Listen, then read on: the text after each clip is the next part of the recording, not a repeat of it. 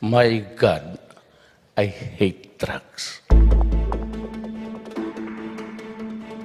The last day of sessions, both chambers of Congress have approved their own versions of the Bangsamoro Basic Law. This comes a day after President Rodrigo Duterte formally certified the bill as urgent. This made it possible for lawmakers to approve the bill on second and third reading consecutively.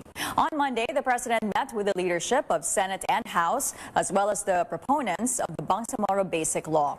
After 10 hours of deliberations, the Senate approved its version of the bill shortly before 1 a.m. All 21 senators present voted in favor of the bill. Only Senators Manny Pacquiao and Laila de Lima were not able to cast their votes. Among the issues lengthily discussed by the senators was the rules covering which municipality or town in the autonomous region of Muslim Mindanao can be part of the Bangsamoro government.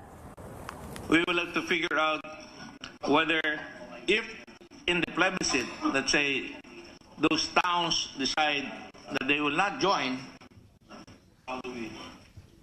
then we have a new situation.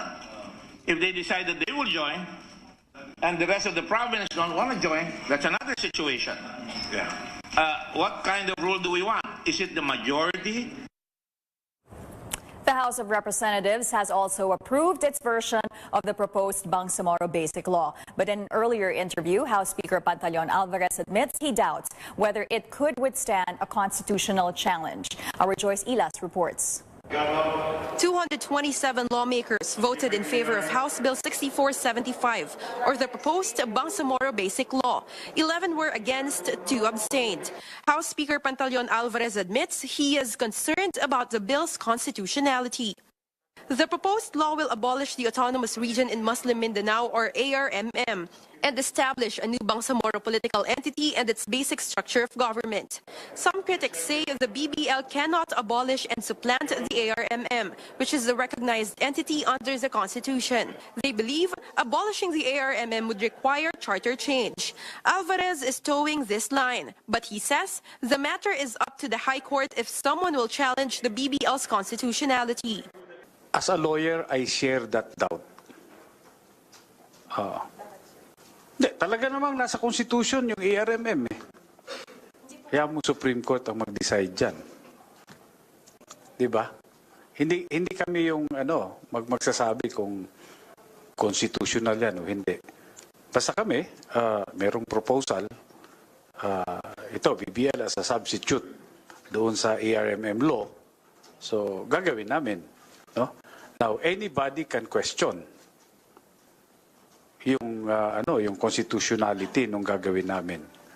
Again, Supreme Court pa rin ang magdi-decide kung inconsistent with the Constitution. Meanwhile, the BBL's proponents accept some amendments of the bill's critics. Among these, the controversial opt-in provision. Zamboanga City Representative Celso Lobregat says there will only be one plebiscite right after the BBL's passage. On the other hand, the Bangsamoro Transition Commission had proposed a plebiscite once every 5 years for the next 25 years, in case more areas want to be part of the Bangsamoro region. Also, the opt-in provision will apply only to all land-contiguous areas, where at least 10% of registered voters petitioned to be included before the plebiscite on the proposed law. Lawmakers had feared that this opt-in provision might result in an insidious expansion of the autonomous region on Bangsamoro.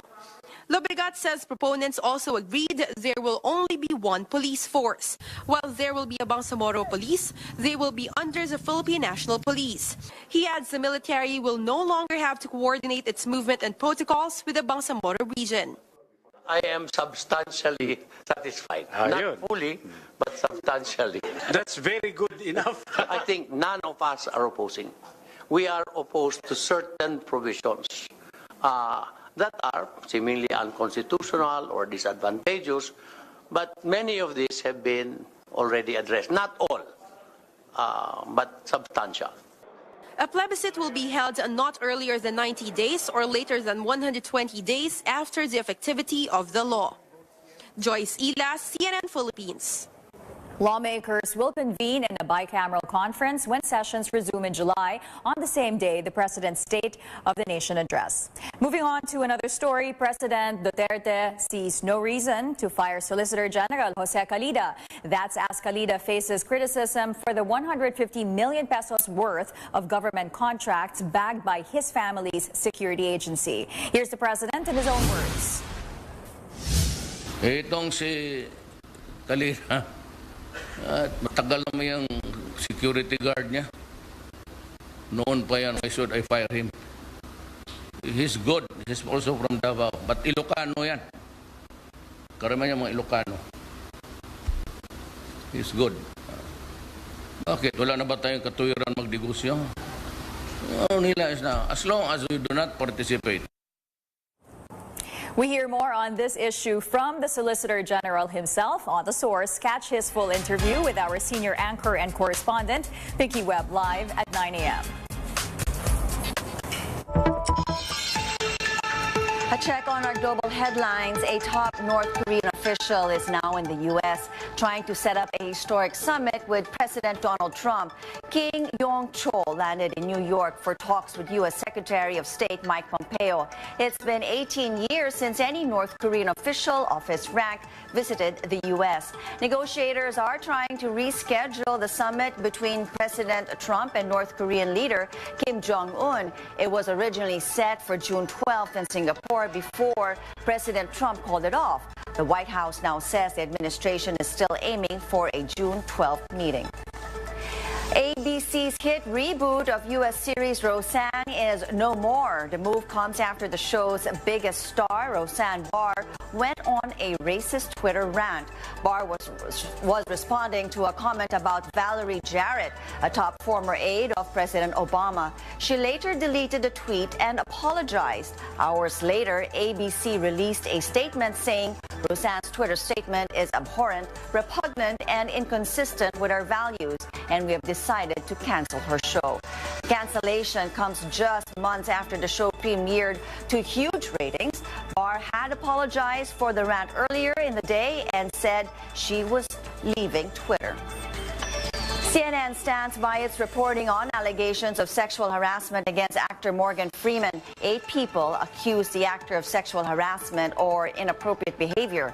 CNN was first to report the allegations as part of an investigation published Thursday. This week, Freeman's lawyer Robert Schwartz emailed a 10-page letter to CNN chief Jeff Zucker demanding that the network retract its report.